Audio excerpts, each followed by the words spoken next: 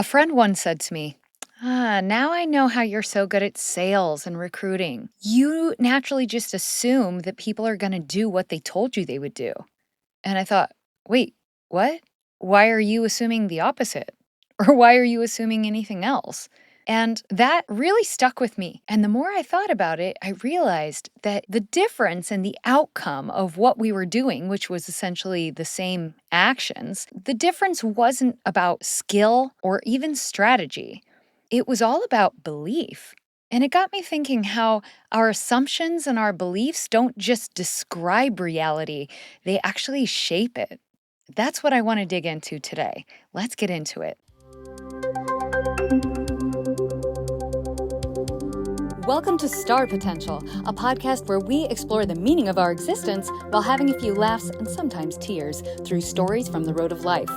I'm your host, Jo Hughes. As a stage performer, my life is quite literally about song and dance. I believe that life here on Earth is a playground for discovery, not a contest to be won. We ask questions together like, how do I evolve my consciousness? And how do you sing a passionate ballad when there's an old guy in the front row with his balls showing? True story. Stick around for these fun conversations. Welcome to Star Potential. I am your host, Jo. And as I mentioned in that short clip in the beginning, this is a story that took place during the time when I was working for a direct sales company. And I was known as being a top salesman in the company. I was always one of the top recruiters, not necessarily the most successful in the company, but personally, in my personal business, I was very successful. But one of the things that led me to transition out of that business was when I started doing more inner work and being able to zoom out and have a higher perspective on things.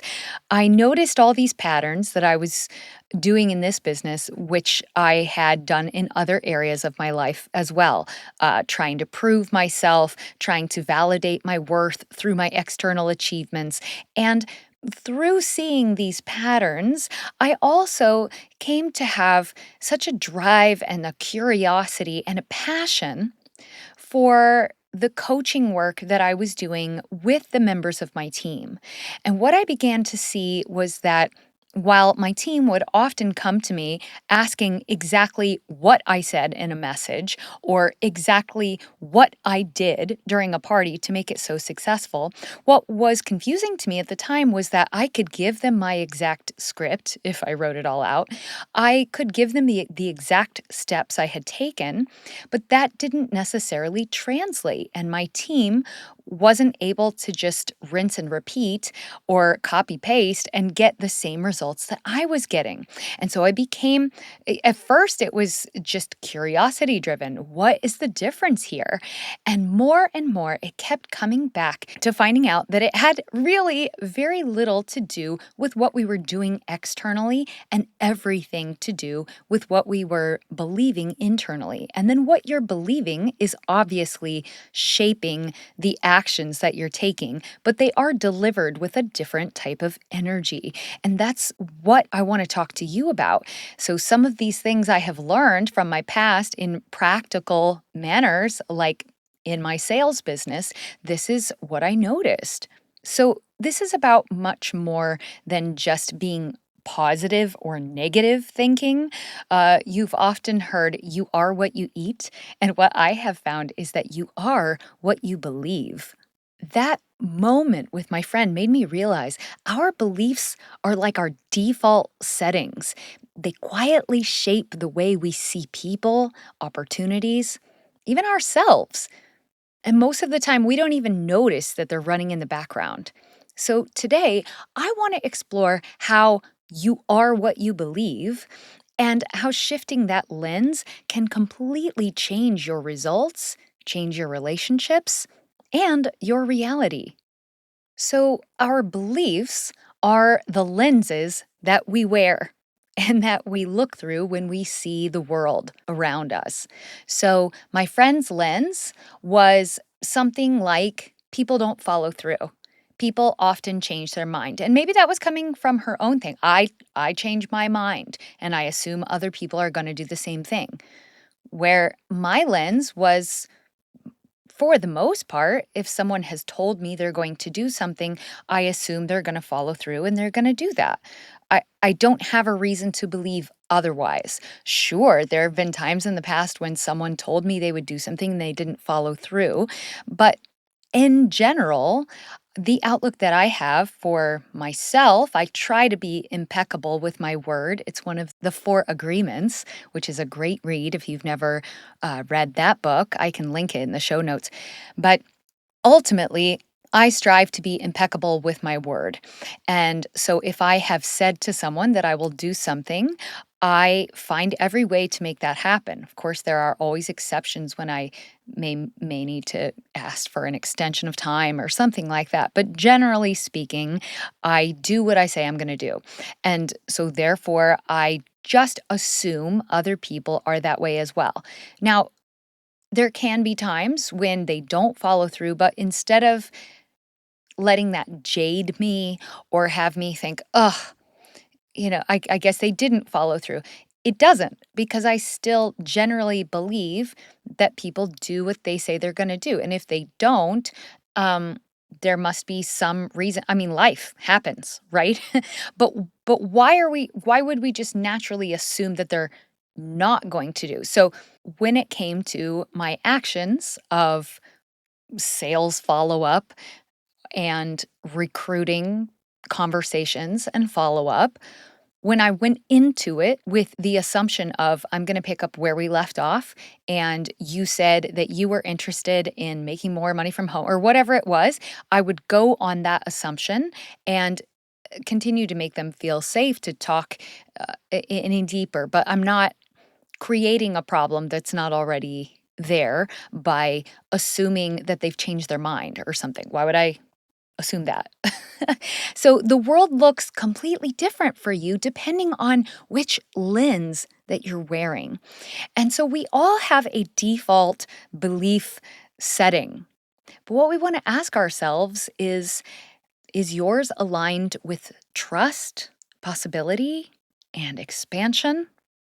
We could also label this as love. Or is it aligned with doubt, fear, and contraction? For short, we can label this as fear, right? So, is your default belief setting set to love or to fear? Okay. So, let's examine belief as a self fulfilling prophecy. When you assume the best, and again, I said it's really not as simple as just positive negative, but it's going to sound a little like that as we approach here, okay? But when we assume the follow through, when we assume the best in someone, when we assume the best in life, reality in general, we show up more open, more trusting, and more magnetic. People feel that. Now, in human design, I am what is characterized as a generator. And that means when I am lit up about something, when it's a full body hell yes from me, people want to be part of whatever that is that I'm doing. I'll have what she's having, right? And so it's more about when I'm in that lit up energy, I am open, I am trusting, I am magnetic. But when we assume the opposite of kind of what was the expectation, when our expectation is that things are going to fall apart, then we show up guarded, skeptical, and others feel that. Even if you're not an energy person, you feel that at some level. And you will unconsciously block connection, trust, and opportunities for yourself. In the example of the sales conversation, like we opened this episode with, if you believe that someone will honor their word, then you'll carry that confidence in your tone, in your follow up, and in your energy. And the person you're talking to will often rise to meet that expectation. When you see something in them that they might not even see yet themselves, you are believing in that opportunity. And for the other person, that begins to create a little more trust and expansion and possibility for them too. And by contrast, if we are assuming, like, you probably don't really want this, right? But you didn't really want to take this chance on yourself, did you? I can tell that you're not quite sure. Then they start aligning with that. I don't know. I thought I did, but now I'm not sure. Can you see how? So it wasn't necessarily that I'm just good at sales. It's the beliefs that I'm carrying, and those are magnetic. And that translates to I get really good sales. But it's not because I'm manipulating someone or I'm a shizer or, like talking people into something they don't want. No, it had nothing to do with anything sketchy like that. It was all about magnetic resonance. And that was the biggest thing I learned from doing sales for so long. So let's go beyond sales. Let's talk about other areas of our life where this can translate. Okay, so let's talk about relationships, just relationships with other humans in general, right? So if you're assuming that your partner is dependable, or you're assuming that they're going to disappoint you, either way, you're going to collect evidence to support that belief, right? People kind of live up to your expectations of them.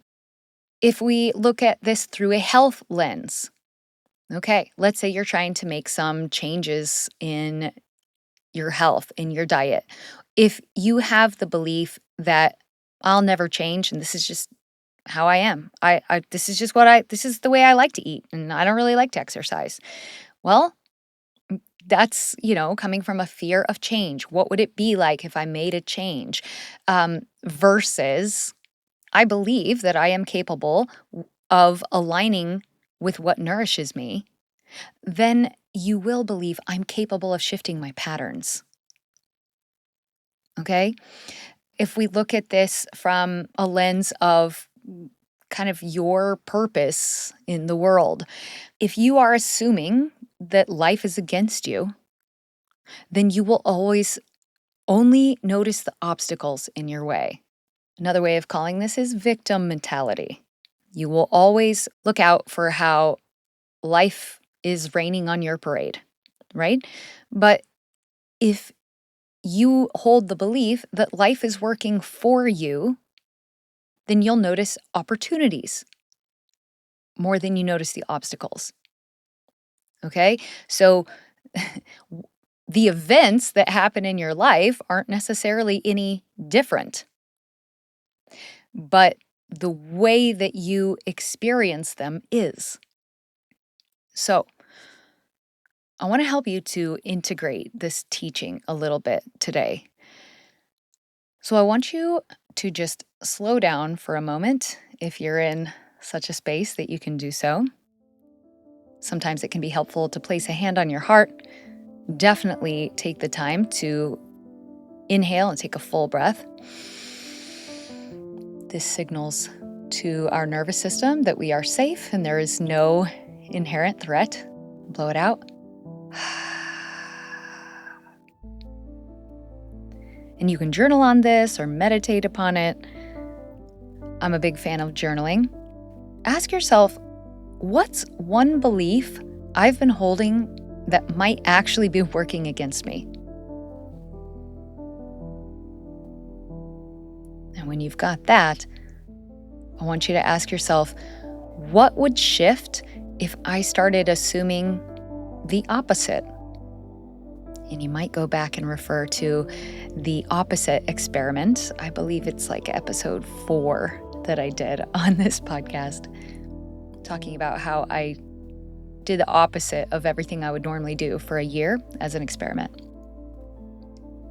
And when you've gotten that far, feel free to pause, take as much time as you need.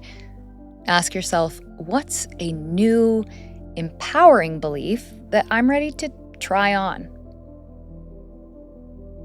Okay, so this is an experiment. I am all about play. Let's try something on, see how it fits. It's like a costume, okay? But you might decide you really like it. I encourage you to test this out, this new empowering belief, for at least a week. And remember, it's just an experiment. Just see how it feels. See if anything shifts for you. And as we wrap up today, I just want you to remember this. You don't just become what you do. You become what you believe. Your beliefs are the silent architects of your reality. So be sure to choose them with intention. You always have the power to override and rewrite your default settings. It's not necessarily easy, doesn't necessarily happen overnight, but it's so empowering when you realize that you're the one in the driver's seat.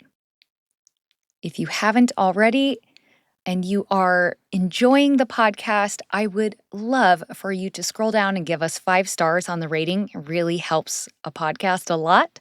And if you feel so inclined, I would love to hear your review, and maybe I'll even share it on the air. I really appreciate your love and support. I've got some new offerings coming up soon this fall, so make sure you are following the podcast and following me on Instagram, and keep a lookout for those fun new tools that will be headed your way. Until next time, Starlight, remember, the universe expands when you do. See you next time. Thank you for tuning into Star Potential with Jo Hughes. If this episode resonates with you, I invite you to take 2 seconds, scroll down, and click 5 stars on the rating. It's a fast and easy way to help the show gain exposure and momentum. If you're loving the show, I invite you to leave a quick review about what you love. Reviews are like gold to podcasters, and to show my gratitude, you'll be entered to win my monthly giveaway when you send me a screenshot of your review. I also made you a gift. It's a 9-minute simple gratitude meditation with singing to help you practice mindfulness. Just visit me on Instagram at @JulieJo or find the link in the show notes. Thank you for your love and support. Until next time, keep shining your light. And that's a wrap.